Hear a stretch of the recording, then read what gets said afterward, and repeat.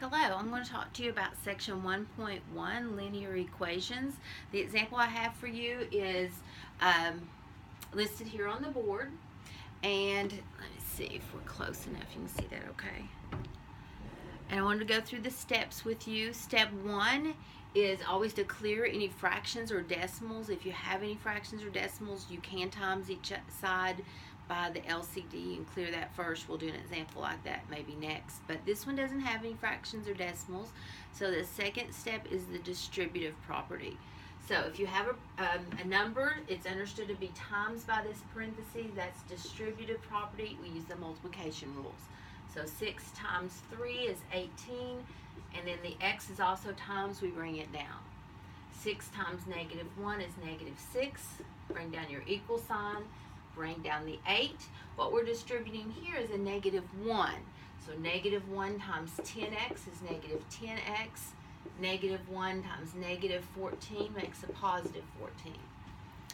All right, then you want to combine any like terms that are on either side. So it's almost like you're doing two sides first. You simplify each side as much as possible. So on the left side, these are not like terms, but on the right side, we can combine the +8 and the 14 to be 22, and then bring down the -10x. All right, so once you've simplified each side as much as possible, then you start moving things across the center line, the equal sign. So you're keeping it balanced right now, the left side and the right side, and now you've done all you can to each side. You're ready to move things across, consolidate your variables. So what we want is this variable term to be over here with this variable term. To get this off of the right side onto the left side, we have to do the opposite. So we would add 10x with the -10x, would totally cancel it off of that side. Then do the same thing over here, adding 10x keeps the balance. So then bringing that down, that's 28x's. Then this -6, I need to go to the other side. So to bring it across, you do the opposite. Anytime you want something to cross the equal sign, you're basically just changing its sign when you throw it across this equal sign. So a -6 becomes a +6. So 22 and 6 is 28. At that point, we have a multiplication, 28 times x, so we do the opposite of times, which is divide.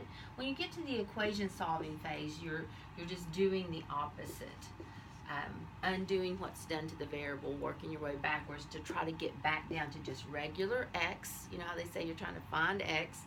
So there's regular 1x, and 28 divided by 28, +1.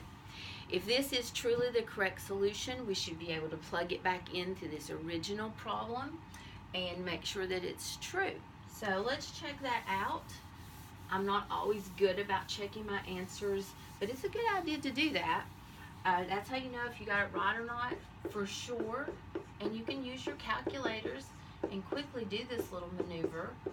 So plug in 1 for each of your x's. And just type away on your calculator. But I'm going to do this one by hand. 3 times 1 is 3, -1 is 2. Then 6 times 2 is 12. So this side's 12. Over here, do what's in parentheses first. That's 10 minus 14, which is -4. Order of operations would say -1 times -4 is next, which is +4. 8 and +4 is 12. The two sides, it works to give us a true statement, so we can say that solution was good. All right, and that's how we check that. I won't always do it, but I encourage you to be mindful of checking your solutions, especially if you're taking a test. You know, why not? Make sure you put all that work into it, make sure it works. All right, the next example I'm going to do, we're going to work into a fraction and talk about how you clear the fractions to clean up your equation before you start with these steps. So let me find you a fraction example.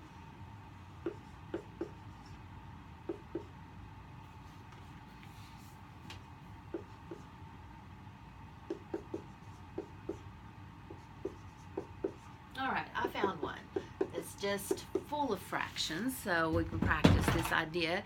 So when you have an equation with fractions in it, no one wants to work with these fractions. So we always encourage you to clear the fractions before you try the distributing, the solving, any of the steps we just talked about. How do you clear these fractions? And that is based off the idea of an LCD.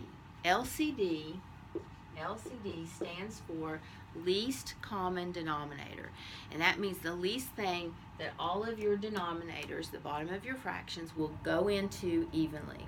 Now, if it's going to fit into it, it's got to be at least as big as what you've got down there. So it's got to have at least one of everything that you see in the denominator. Again, it's trying to fit, everything's trying to fit into it evenly. So you need one of each type of denominator. We've got a 5, we've got a 2, a 5, and a 4. And you think through those, 4 won't go into 5, so maybe double 5 and say 10.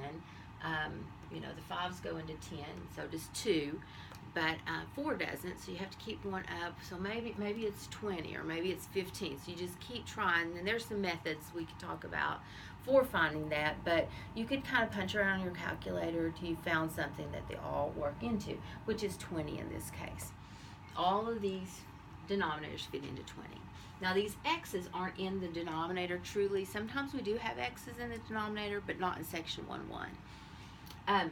So these are really part of the numerator. So just denominators, numbers, we're going to times the left side by that LCD, which we have discovered to be 20, and then the right side times 20.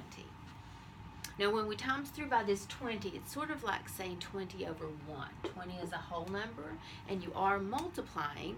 Multiplication is distributive, so it distributes right into all of those terms. So you can use your calculator here, but I'm going to do things by hand. You'll find I usually do, but use your calculator at will. So 20 times 7/4, let me just demonstrate that. You can cross out diagonally with fractions. So 4 goes into 20 5 times. 5 times 7, that's just 35. 35 over 1, or just 35. A nice number, not a fraction. Times it by the next one. 20 times a fifth will be 4, and then the x term, x variable is brought down. 20 times 3 over 2, you can do this maneuver, canceling and multiplying. You're going to get 30. And then on this side, let me demonstrate again. We're canceling diagonally. 5 into 20 is 4. So you cancel and then multiply what's left. 4 times 4 is 16. Bring down your variable if there's a variable term on it. So now we have an equation that's equivalent. It just doesn't have the fractions in it. So to solve this, now we do what we just did on the last one. Look at each side, see if either side will simplify. 35 and minus 30 will simplify to 5. So simplify away. And then you get down to this part. The most you're ever going to have is 2 terms on the left or 2 terms on the right. Then you move things across that line at that point. So we want our variables to be on the same side. You can go left or right. That's really up to you. I'm going to take this variable term to the right this time. So positive 4x will become a minus 4x when it moves across. The whole term moving changes its sign. So that gives me 12x. On the left side, I have just that 5. And then you always divide by what's on your variable. That x is times 12, so we divide by 12, divide by 12. That makes a 1x or regular x. And 5/12 is the way we would leave that. Usually that's the more accurate way to leave it instead of as a decimal, so 5/12 is preferred. All right, and then again, we could check that. That one's a little harder to check because the fraction, but again, that's a calculator skill I encourage you to practice with. You can type in a fraction on your calculator as well. Okay, let's pick another. Let's do one with decimals.